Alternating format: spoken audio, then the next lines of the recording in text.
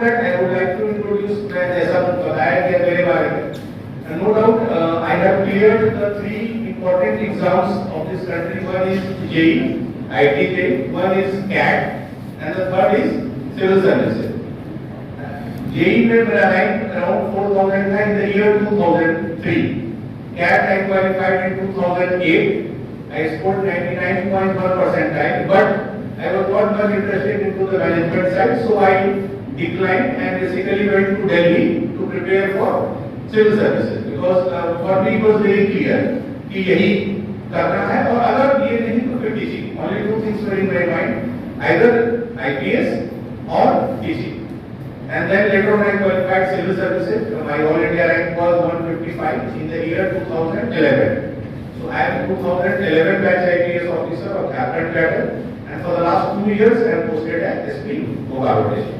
More than that, I'm not much interested in saying about me. It's better. या तो आप लोग कुछ क्वेश्चंस पूछिए so that we can start the conversation, or I will say something from my side.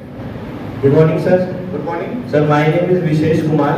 I am from 12th Humanities stream. Sir, as you said, you have cleared CAT.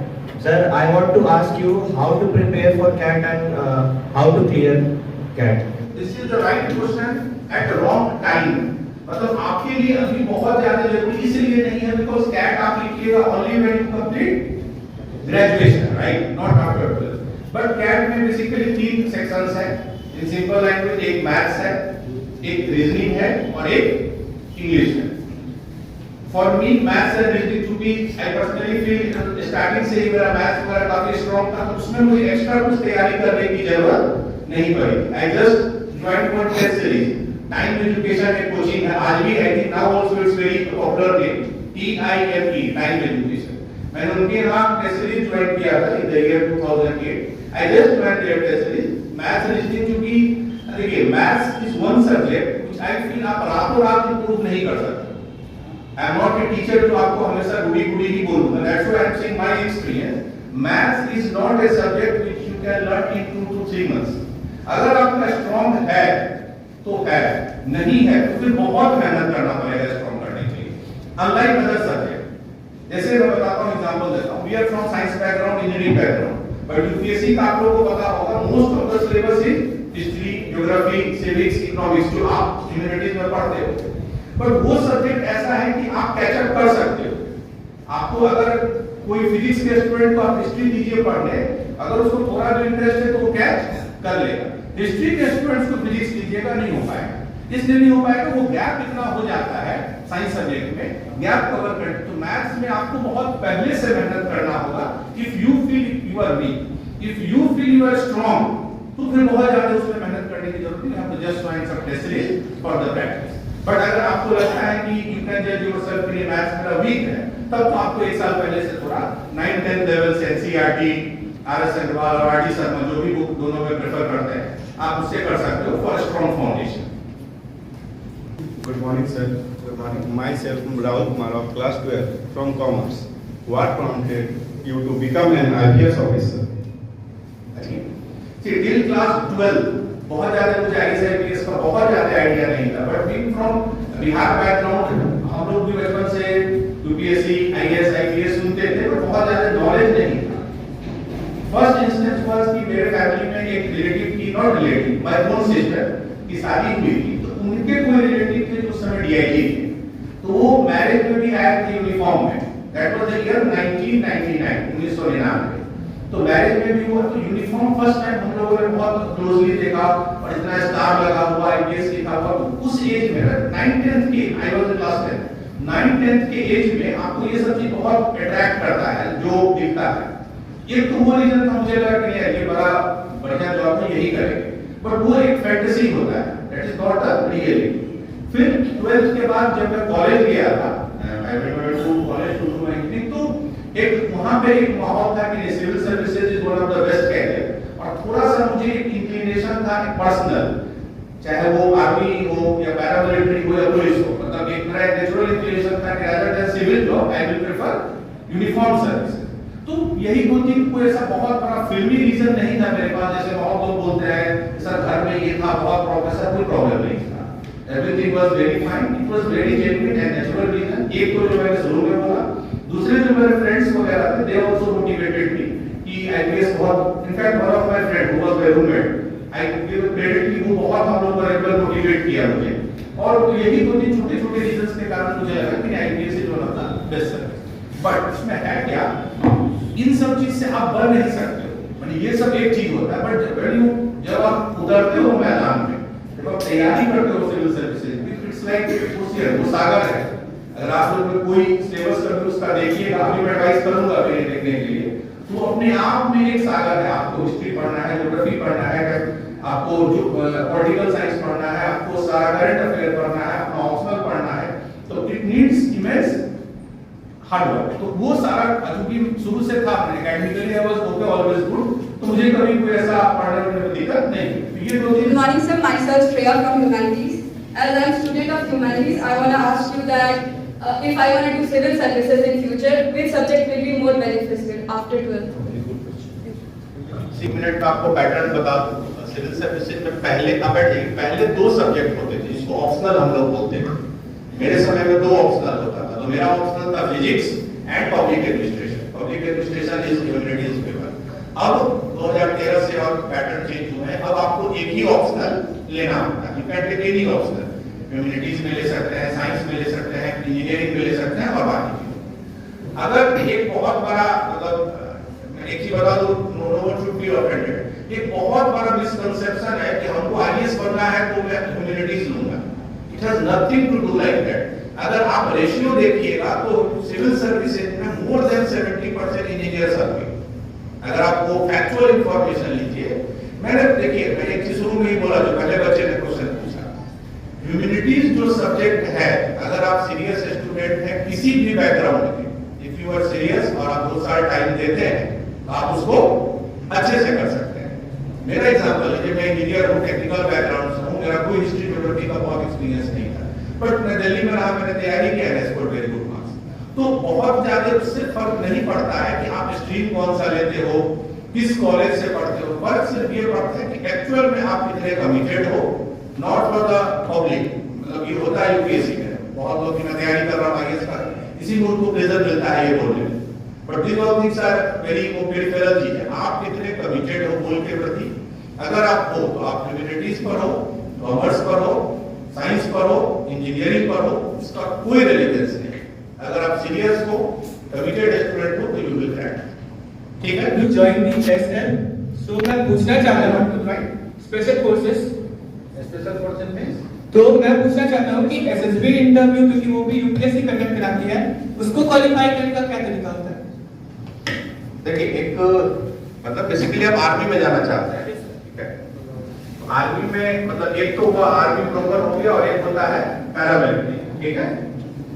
दोनों में army में जाने का 12th के बाद आपके पास क्या channel है, what is the exam, NDA, right, and graduation के बाद जाने के लिए आईएमए इज कॉलेज, आईएमए एक इंस्टीट्यूशन है, Indian military academy Dehradun. Exam 2 ही होते हैं, 12th के बाद दोगे तो एनडीए, ग्रेजुएशन के बाद दोगे तो सीडीएस, बस यही 2 एग्जाम होते हैं आर्मी के बाद। No doubt NDA is having the edge मतलब अगर आप एनडीए से जाते हो तो प्रोबेबिलिटी वेरी है कि आप एज कंपेयर टू सीडीएस आप उनसे एक स्टेप ऊपर हो। जो भी देखो आर्मी के चीफ होते हैं या हेड होते हैं, mostly are from NDA exam. तो ये 2 चैनल है, उसमें एक तो रिटन पोर्शन है जो यूपीएससी कंडक्ट करती है, वो बेसिकली मैं एनडीए की अगर बात करूं तो बेसिक आपका जो पढ़ते हुए 11th 12th हो रहता है।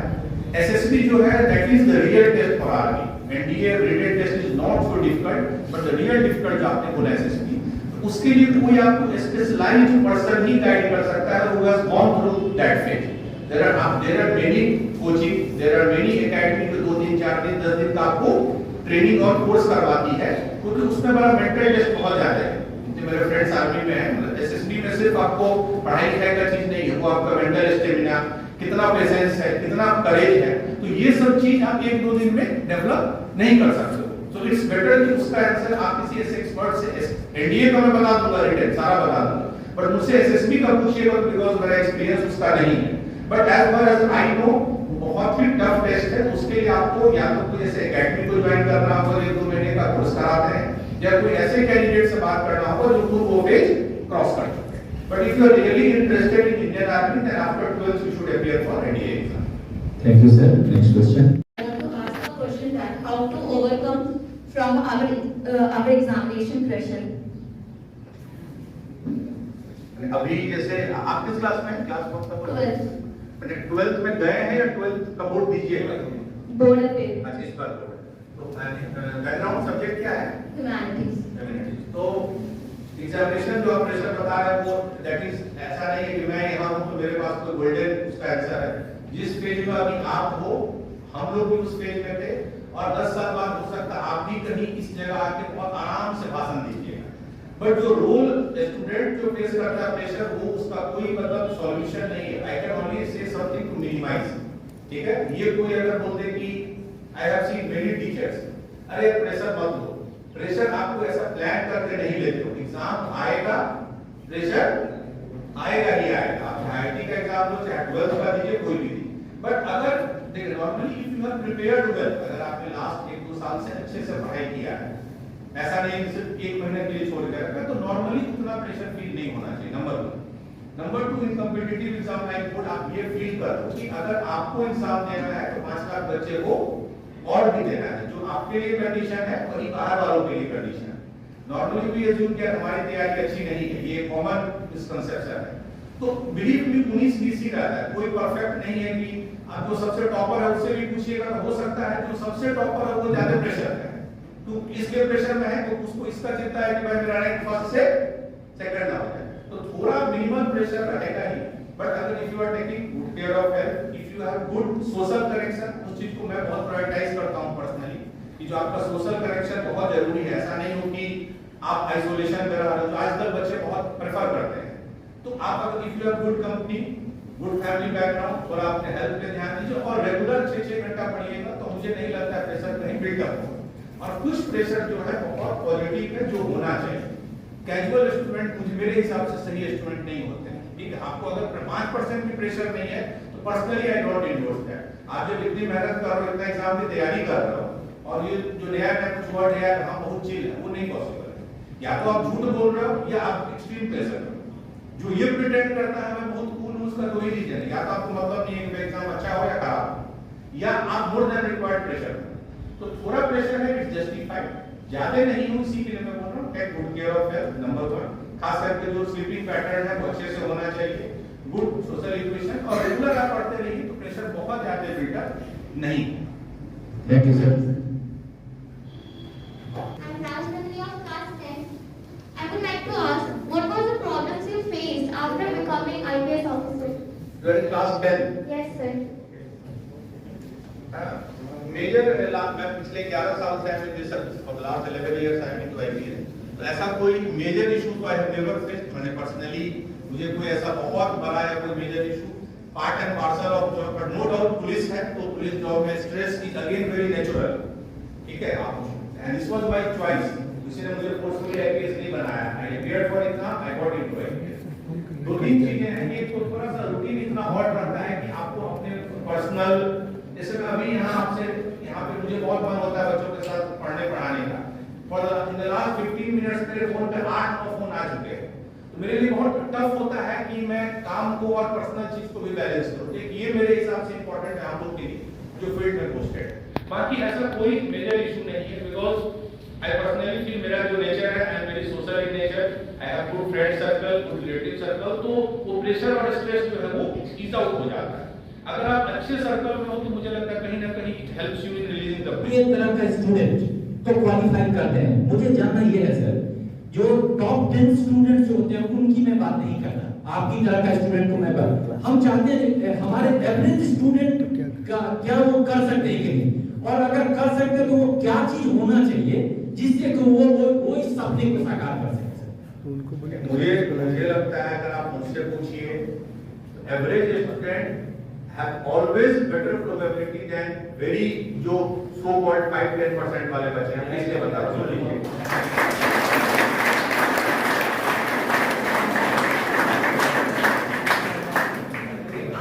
आप किसी चीज को परमानेंट कैरी नहीं करते हो, ना तो आप परमानेंट ब्रिलियंट हो, ना तो आप परमानेंट जो सबसे अगर आप बॉटम 10% में हो, वो नहीं। मैं एक एग्जांपल देता हूँ। मैंने 2010 में पहली बार जब सिविल सर्विसेज किया तो फिजिक्स में एक क्वेश्चन आया था, I did it very well, मुझे अच्छे से मैंने किया एंड आई थिंक उसमें फुल मार्क्स आए। सेकंड अटेम्प्ट जिसमें मुझे आईपीएस मिला उसमें भी सिमिलर टाइप का क्वेश्चन आया, but you know unfortunately I could not do. आदमी भी सेम, एग्जाम भी सेम, क्वेश्चन भी सेम। क्यों? क्योंकि आप उस एक साल में उसको रिवाइज और प्रैक्टिस नहीं की। कोई भी आपका जो मेरिट है ना वो आपका परमानेंट प्रॉपर्टी नहीं है।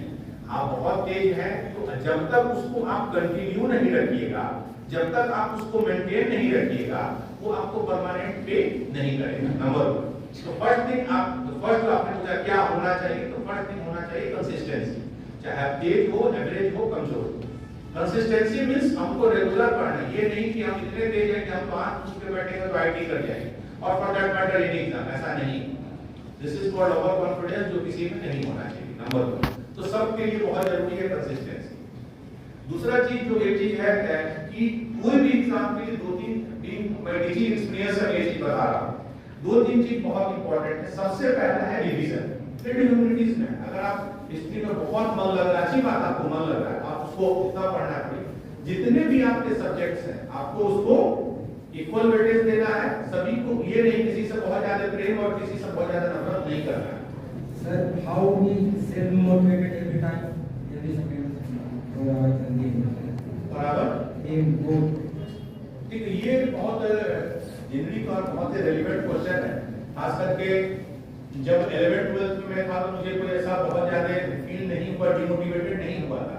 But when you prepare for exam like civil services, उसकी दिक्कत क्या है कि लंबी तैयारी होगी, 2 साल, 2.5 साल, 3 साल। इनफैक्ट कुछ लोग आपको ऐसे भी मिलेंगे सिविल सर्विसेज में जो 7-8 साल से यूपीएससी की तैयारी कर रहे हैं। अगर आप दिल्ली वगैरह में जाइएगा तो लंबे समय 2-3-4 दिन तो ठीक है, आप मोटिवेटेड रह सकते हो, but for long term motivated रहना बहुत मुश्किल है, रियली। तो मेरा अपना उसका सिंपल सजेशन है कि अगर आपका जो फाइनल गोल है, जैसे फॉर मी, मेरे केस में मुझे था भाई शुरू में कि आईटी में जाना है और उस समय था कि मुझे आईपीएस करना है। तो अगर आपको ये गोल वाला क्लियर है तो आप you just try to imagine and relate. मतलब जैसे अगर मैं, हमारे सब एक मूवी आई थी जो बिहार कल्चर से है, वो देखे भी होंगे, गंगा जल 2003। ठीक है, पहला क्वेश्चन था जिसमें आप लोग एक सुर में इतना अच्छे से बोल रहे हैं। तो गंगा जल जो मूवी आई थी उसी समय आई थी जब मैं कॉलेज गया 2003।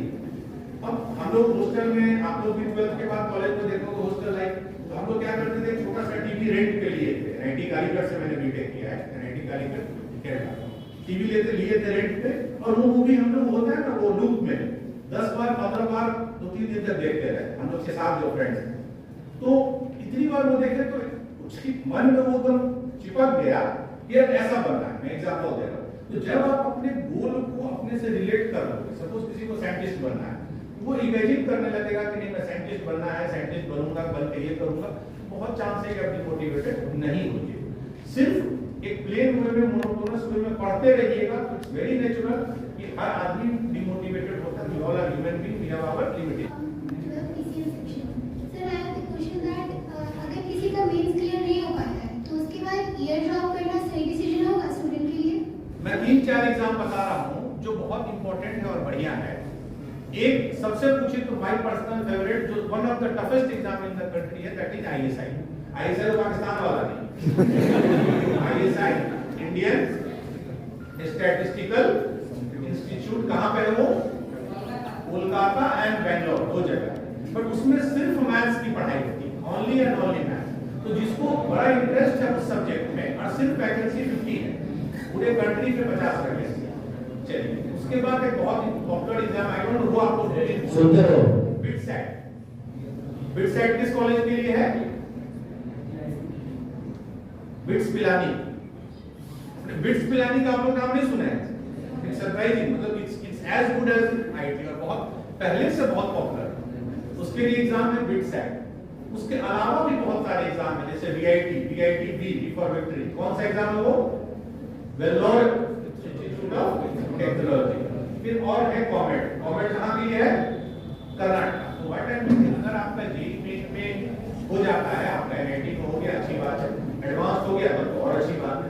सपोज अगर नहीं हो पाता है तो ये चॉइस दोनों चीज आप ले लीजिए। या तो अगर आपको लगता है कि नहीं मैं नैरोली मिस किया है मैंने और नेक्स्ट ईयर आई कैन, क्योंकि आपको 2 ही अटेम्प्ट होता है, तो next year I can cope up, you can afford to take a break. But अगर आपको लगता है कि बहुत गैप है और ये कोप अप मैं नहीं कर पाऊंगा या नहीं कर पाऊंगा, तो आप इन सब एग्जाम्स में सारे कॉलेज अच्छे हैं। बिलीव मी, वही चीज बोल रहा हूं, कोई चीज परमानेंट नहीं है। ऐसा नहीं कि आईटी कानपुर से पढ़ ली तो आप लाइफ लॉन्ग अच्छा कीजिए, तो वही चीज बोल रहा हूं, कुछ भी चीज परमानेंट। आप अगर आईटी कानपुर में जाकर पढ़ाई छोड़ दीजिए तो बस चीजें खत्म हो जाएंगी। और आप किसी नीचे लेवल के कॉलेज में भी जाकर रेगुलरली कंटिन्यू मेहनत करते रहिए, तो यू विल रिजेक्ट। ऐसा नहीं है कि पर एक बार कॉलेज मिल गया तो हुआ बस हो गया, ऐसा कुछ भी नहीं। आप बहुत सारे टॉप लेवल के लोगों को देखिए कॉर्पोरेट्स में जो आईटी बैकग्राउंड के नहीं है, या ऐसे कॉलेजेस के हैं जो सो कॉल्ड बहुत अच्छे कॉलेजेस नहीं। तो दोनों चीजें, if you have missed it narrowly you can afford to take 1 year break. If you think कि बहुत गैप है then you can go to some other college and you can continue करें। क्वेश्चन है like आपने इस position पर भी है ना, वो ये शॉर्ट पीरियड ऑफ टाइम है, बहुत लॉन्ग पीरियड ऑफ टाइम में आपको बहुत फेस किए होंगे डिफिकल्टीज। एज अ टीनेज अभी बहुत ज्यादा हम लोग को डिस्ट्रैक्शन फेस करना पड़ता है, distraction, pressure, family pressure, like कुछ भी होता है हर एक चीज को प्रेशर फेस करते हैं। आप उस पोजीशन में पहुंचे, आपने उस चीज को कैसे ओवरकम किया, हर एक डिस्ट्रैक्शन?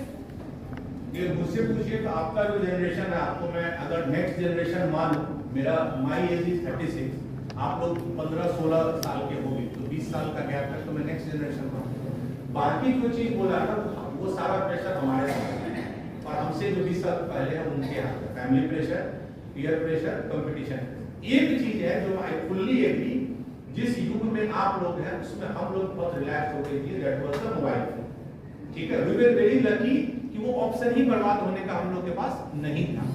आज तो सबसे बड़ा क्रेजी वही है, सबसे बड़ा addiction, it's for all, each and everybody, exception chemistry की तरह एक एलिमेंट होगा तो होगा, बाकी सारे इस रूल को फॉलो करते हैं।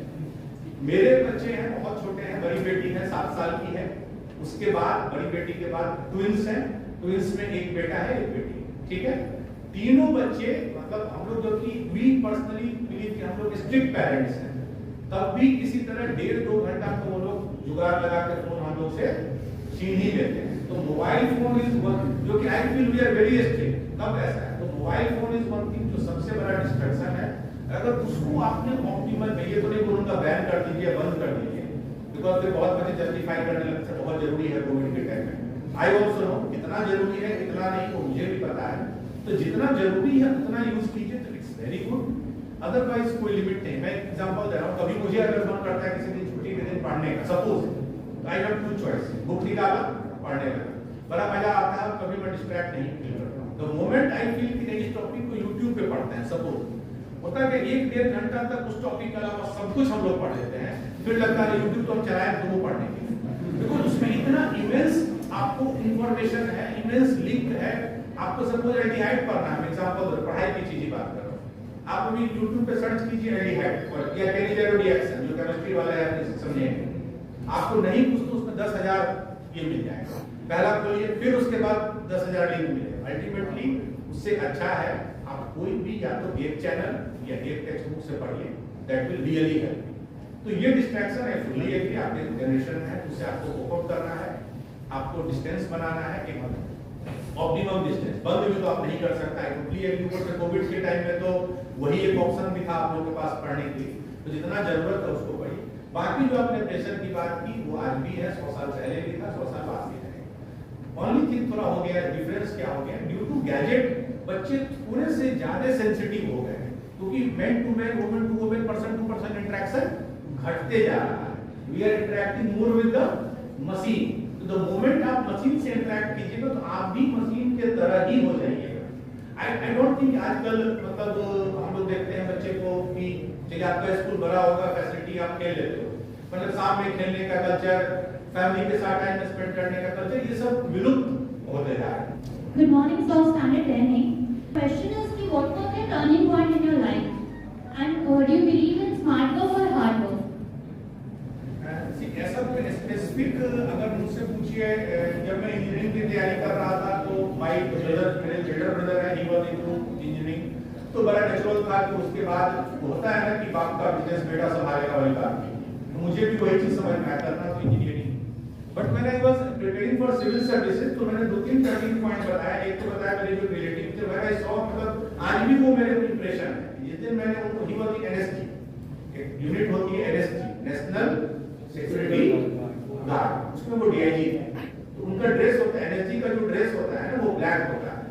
तो एक वो नॉट टर्निंग पॉइंट है सच, बट वो मोमेंट पर आपको मोटिवेट किया। दूसरा एक मैंने मूवी के बारे में भी बोला और ये बिल्कुल सत्य है, मैं जो रियलिटी है वही आपके साथ शेयर कर रहा हूँ। तो 2-3 ऐसे टर्निंग पॉइंट थे, 2-3 ऐसे इवेंट थे जो मुझे और मोटिवेट किए कि मुझे सिविल सर्विसेज ही करना। रही बात स्मार्ट वर्क हार्ड वर्क की, तो दोनों इक्वली इंपॉर्टेंट है एंड बिलीव मी बड़ा थिन लाइन है दोनों। ऐसा नहीं है जो हार्ड वर्क करता है, मतलब ये भी एक बड़ा मिसकंसेप्शन है, जो ज्यादा पढ़ेगा उसको बच्चे लोग क्रिटिसाइज करेंगे। हम लोग के समय भी ऐसा बहुत बच्चे अरे इतना पढ़ने का जरूरत नहीं है। नो, आप किसी के सब चक्कर में बताइए, दोनों इंपॉर्टेंट, स्मार्ट वर्क भी हार्ड वर्क भी। और एक और चीज बता देता हूँ, स्मार्ट वर्क के साथ थोड़ा प्रॉब्लम क्या है कि हर आदमी का अपना आईक्यू लेवल है and you and me can not change it. कोई थोड़े से बाय बर्थ थोड़ा शार्प होगा, कोई थोड़ा सा उससे स्लो होगा, वो इजीली चेंज नहीं होता है। But hard work is the ladder जो चाहे कि आप उस गैप को फिल कर सकते हो। तो वो are equally important, hard work भी एंड स्मार्ट वर्क दोनों इंपॉर्टेंट है अपने अपने जगह। उसमें कोई हेजिटेट नहीं करना है ज्यादा से ज्यादा पढ़ाई करना। बट हाँ, एक चीज मैं बड़ा क्लियर बोल दूं, कभी भी उतना पता अमाउंट स्पेंड कीजिए कि start harming your health. Sir मेरा ये क्वेश्चन था कि यूपीएससी एक 1 ईयर एग्जाम होता है, बहुत लंबा एग्जाम होता है। यूपीएससी 1 ईयर एग्जाम होता है। हाँ, तो मुझे ये पूछना चाहता है कि उसमें गुड पेशेंस कैसे बनाए रखें, और कई बार आप फेल होते हैं तो फियर ऑफ फेलियर को कैसे टैकल करें? देखिए ये चीज आई थिंक आपने थोड़ा लीड का क्वेश्चन पूछा था। 1 ईयर होता है, वेरी ट्रू वेरी, और उसको गवर्नमेंट ने बहुत ट्राई किया है ये करने का, मिनिमाइज करने का, मतलब 1 ईयर से घटा कर भी वो 7-8 महीने पे लाए, उससे कम नहीं हो सकता। क्यों? क्योंकि UPSC is a 3 level exam, prelims, mains, interview, ठीक है। तो 7 महीने का तो है ही क्या, उसमें नेचुरल है फेलियर होगा ही होगा। मैं तो बड़ा क्लियर बोल दूं, आपको 10 से 15 बच्चे, बहुत कम बच्चे मतलब मिलेंगे जो फर्स्ट अटेम्प्ट में ही कर लिए, फेलियर होगा। बट जब तक आप अपने गोल को रियल में परस्यू करना चाहते हो, रियल में रिलेट करना चाहते हो, रियल में आप चाहते हो कि हमको वो करना है जी, तो नॉर्मली माइनर डिस्ट्रैक्शन से आप बच जाओ। तो बस उसमें यही है पेशेंस के लिए कि आपका जो लक्ष्य है उसको सामने रखिए और डेली उसको, मतलब आपको जीना है, डेली उसको रियलाइज करना है, ठीक है। जब भी वो होने लगेगा, आप अगर कोई मूवी से इंस्पायर्ड हो, किसी आदमी से इंस्पायर्ड हो, अगर आपको थॉट लगेगा कि हमको भी एनएसडी में डीआईजी बनना है सपोज, तो आप नेचुरल है कि थोड़ा डिमोटिवेशन के बाद again you will join. What should be your strategy and plan for JEE as well as board from class 12? मैंने जो 1 साल का ड्रॉप नहीं है उसमें पूछ रहे हैं आप शुरू से फ्रॉम स्टार्टिंग, ठीक। देखिए अगर ऑब्वियसली जेई इज, बैठिए, JEE is your choice for anybody, but board is not your choice, board को आपको देना ही देना है। तो नॉर्मली आई पर्सनली बिलीव कि जो ये कॉमन सब्जेक्ट्स है, मैथ, फिजिक्स, केमिस्ट्री, ये तीनों तो जो जेई का सिलेबस है मोर और लेस सिलेबस वही है बोर्ड का, भले क्वेश्चन के पैटर्न अलग हो, तो आप उसको शुरू से साथ लेके चलिए। फोकस जेई पे थोड़ा ज्यादा होना चाहिए, because board is no doubt very important, but board has limitation. और अब तो वो जो एग्जाम आने वाला है, जो किसी ने पूछा था ना, सेंट्रल यूनिवर्सिटी एग्जाम, ऐसा जो नया न्यूज में आ रहा है, उस एग्जाम के बाद तो वैसे भी बोर्ड के मार्क्स का थोड़ा रेलेवेंस घट जाएगा। तो focus should be your JEE main, in fact JEE main कभी नहीं, focus should always be JEE advance. But कभी भी एम मत कीजिए जेई मेन का, वो बहुत ही खराब चीज है। The moment you will aim for JEE Main, the moment you will aim for the slightly lower thing, तो आप कभी भी हायर पे नहीं जाओगे। Aim should be JEE advance, उसके लिए बुक्स पढ़िए, उसके लिए पढ़िए पैरेलली थोड़ा 1 घंटा अगर आप टाइम देते हैं तो शुरू से ही जो बोर्ड का सिलेबस का ऐसे टॉपिक्स कुछ होते हैं जो बोर्ड में होते हैं बट जेई में नहीं होते, तो वो सब जो क्वेश्चन है स्टार्टिंग से ही कीजिए, अंत के लिए मत रखिए। So the preparation should be JEE centric, but proper due जो अटेंशन मिलना चाहिए बोर्ड को, थोड़ा करके मिलता है। होता क्या है, शुरू में बच्चे सिर्फ जेई का पढ़ते हैं, बोर्ड से 1 महीना पहले तो लगता है ये बच्चा हुआ, ये बच्चा, दैट इज वेरी बैड। मैं वही चीज, अगर आप डे 1 से बैलेंस्ड पढ़िएगा तो आपको कभी दिक्कत नहीं। But normally we don't, normally हम लोग अपने इंटरेस्ट से, अपने अटैचमेंट के कारण, जैसे मैथ्स मेरा खुद भी है मोर और लेस, मैथ्स में मैंने 25 बुक्स पढ़ ली, बाद में रियलाइज को नॉट रिक्वायर्ड। आप अगर अडिशन सीरीज का सारा बुक्स पढ़ लीजिए, सिंगेज का पढ़ लीजिए, कोई एक आइदर मोर देन इनफ, लेकिन उससे बेटर है उतना ही समय केमिस्ट्री पे दीजिए, उतना ही समय फिजिक्स पे दीजिए। तो बैलेंस रखिए और थोड़ा सा शुरू से ही बोर्ड के यूनिक पोर्शंस को कवर करते हैं, यू विल क्रैक इट। एक सवाल उसके बाद मैं सर आपको छोड़ दूंगा, मैं समझ सकता हूं आप भी थक गए। अच्छा सर, आपके जमाने में भी मैं था। ब्लॉक नहीं गया हूँ इनकेस इनफैक्ट अगर मुझसे बोलिए तो still evening I can continue.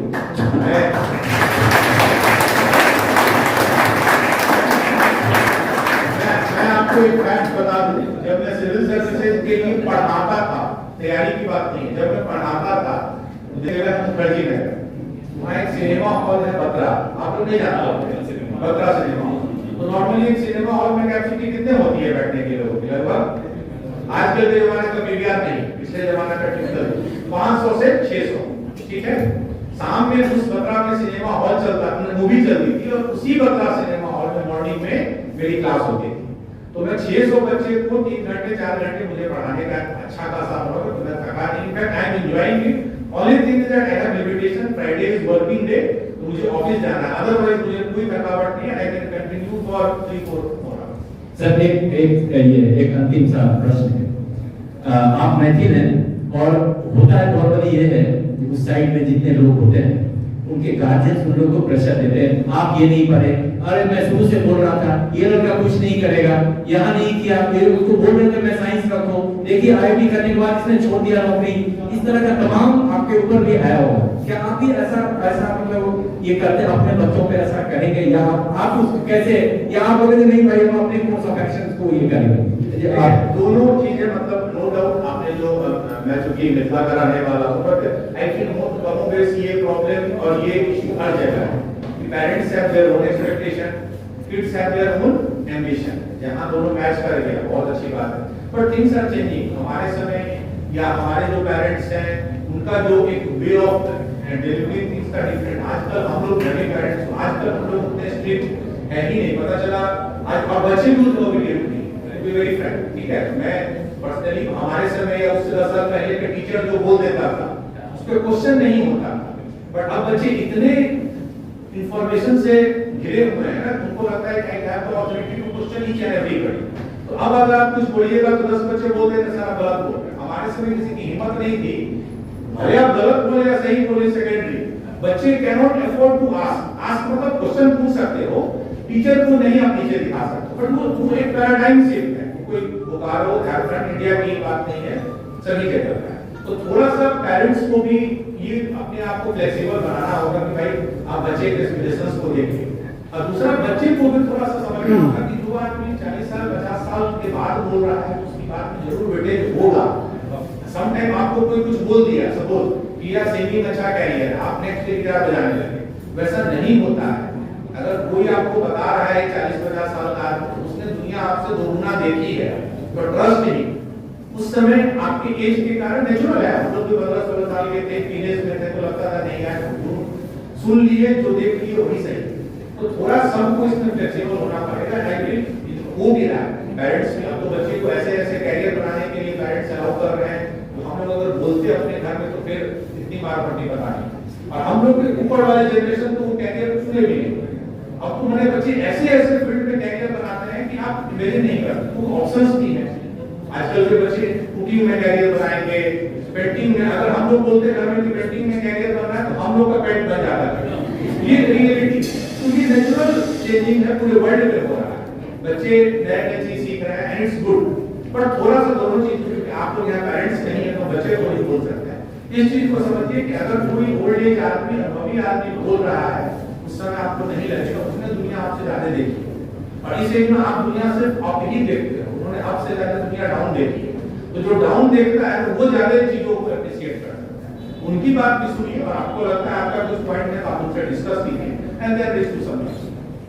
Thank you, sir. With this, I would like to thank you very much, and I would like to take your seat, sir. Thank you.